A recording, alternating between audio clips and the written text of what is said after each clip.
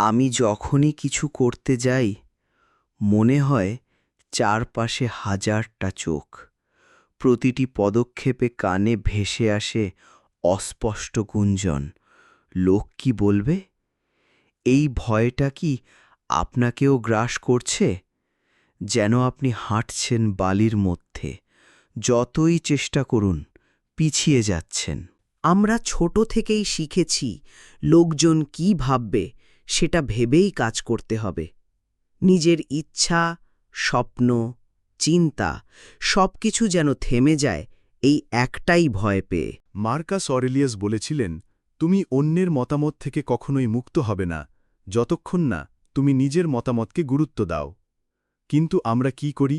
অন্যের চিন্তায় নিজেকে জিম্মি করি।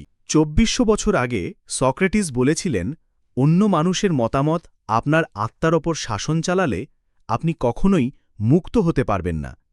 কিন্তু আমরা আজও সেই ফাঁদে আটকে।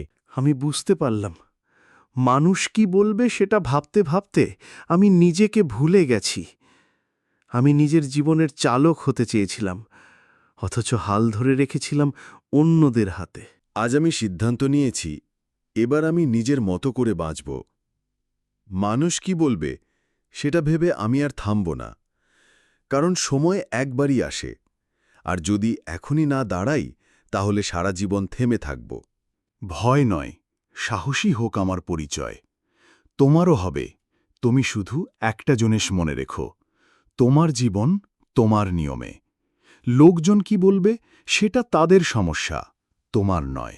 আজই সিদ্ধান্ত নিন, আপনি অন্যের গল্পের সাইড ক্যারেক্টার নন, আপনি নিজের লাইফের মেইন হিরো। এই ভিডিওটা যদি তোমার হৃদয় ছুঁয়ে থাকে তাহলে একবার হলেও সেটা অন্য কারোর সঙ্গে শেয়ার করো। হয়তো তাদের জীবনেও এই কথাগুলো আলো ছড়াবে।